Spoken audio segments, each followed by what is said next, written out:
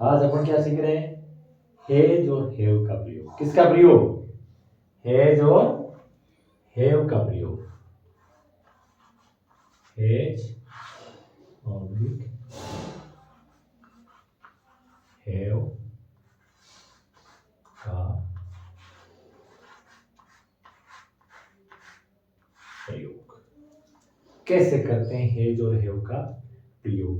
किस सब्जेक्ट के साथ हैज का होगा, किसके साथ हैव का प्रयोग होगा। ठीक है, समझ रहे हैं? तो अपन को देखना है कुछ, जैसे नाउन्स हैं। नाउन का मतलब होता है संज्ञा।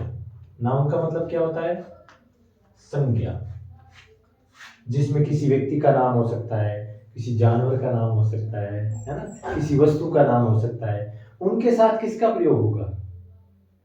उनमें अपन को देखना होगा, एक पहचान करनी होगी कि ये सिंगुलर है या प्लूरल है। एक होता है सिंगुलर। क्या होता है? सिंगुलर, जिसको कहते हैं अपन एक वचन। सिंगुलर को अपन कहते हैं एक वचन, जिसमें एक की भावना छुपी हो। किसकी भावना छुपी हो? एक की भावना जिसमें छुपी हो। और एक होता है अपना प्लूरल। क्या होता है?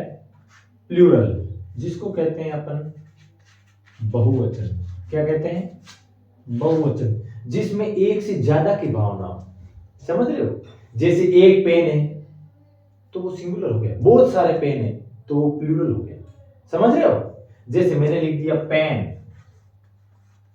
तो ये सिंगुलर है, मैंने लिख दिया पेन्स तो ये प्लूरल है। पेन सिंगुलर है, पेन्स प्लूरल है। आगे बात समझ। जब आपको पेन मिलेगा तो अपन हेज के सेंस में प्रयोग करेंगे, और पेन्स तो हेव आएगा। आगे बात समझ में। इसी प्रकार मैन, मेंस। समझ गए? तो ये अपन को ध्यान रखना होगा कि सिंगुलर और प्लूरल, जहां सिंगुलर होगा, सिंगुलर के साथ अपन एक वचन के साथ हैज का प्रयोग करेंगे, और प्लूरल के साथ अपन हैव का प्रयोग करेंगे। समझ आ गया? हैज और हैव का हेल्पिंग वर्ब के रूप में प्रयोग होता है, सहायक क्रिया के रूप में। किसके रूप में? Helping verb. ठीक है, हेल्पिंग वर्ब के रूप में। जैसे मैंने लिख दिया एक सेंटेंस, उदाहरण लिखता हूं।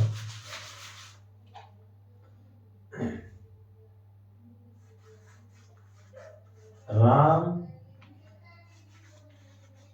Has a car. Ram has a car, Ram के पास एक कार है। अब देखो, राम अकेला है ना, एक है, इसलिए हेज का प्रयोग। किसका प्रयोग लगाया? हेज का।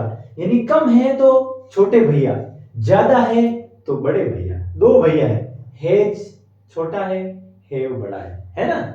हेज छोटा है कि नहीं है? हेव बड़ा है। तो आपको जब कम दिखे, सिंगुलर दिखे, तो हेज छोटे भैया को भेज दो, और जब आपको ज्यादा दिखे तो आपको क्या लगाना है? हेव का प्रयोग। किसका प्रयोग लगाना है? हेव का प्रयोग। अब जैसे ज्यादा का उदाहरण अपन ले लेते हैं।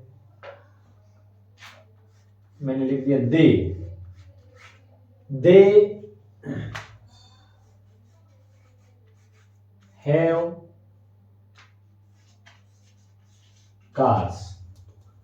अब दे का मतलब होता वे, बहुत सारे, तो उनके लिए अपने किसका प्रयोग कर लिया? हेव का।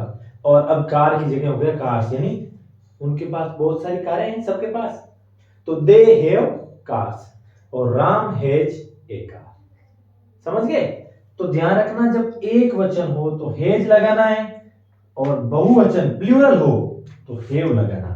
अब इसमें नाम से भी पता चल सकता है आपको। और एक होता है प्रोनाउन। प्रोनाउन, ये जैसे प्रोनाउन है, दे क्या है?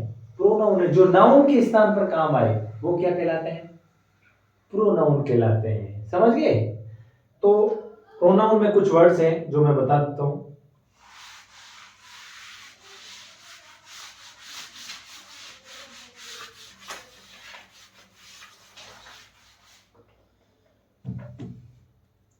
अब देखना आपको, एक होता है आई।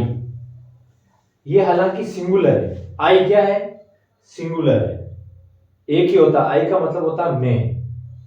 आई किसके प्रयोग होता है? मैं के लिए। लेकिन इस आई के साथ हमेशा हैव का प्रयोग होता है। किसका प्रयोग होता है? अकेला है फिर भी हैव का प्रयोग, सिंगुलर है फिर भी हैव का प्रयोग। उसके बाद होता है यू, यू के साथ भी हैव का प्रयोग। यू के साथ भी किसका प्रयोग होगा? हैव का प्रयोग होगा। आई और वी सिंगुलर है फिर भी हैव का प्रयोग। आई और यू दोनों में हैव का प्रयोग, सिंगुलर होते हुए, क्योंकि ये प्रचलन में है, क्योंकि ये प्रचलन में है। ठीक है। उसके बाद वी, वी का मतलब होता है हम, यानी बहुत सारे हो गए, तो अपना आप ही क्या आ जाएगा? हैव आ जाएगा। क्या आ जाएगा? हैव आ जाएगा। ठीक है। तो आई, वी, यू, और उसके बाद अपन बात करते हैं दे। दे के साथ भी हैव, क्योंकि दे क्या है? प्लूरल है। दे के साथ भी किसका प्रयोग होगा? हैव का प्रयोग होगा। ठीक है। अब कुछ सिंगुलर भी बता देता हूं, जैसे लिख दिया ही, तो आपको हैज का प्रयोग करना है। मैंने लिख दिया सी, तो आपको हैज का प्रयोग करना है।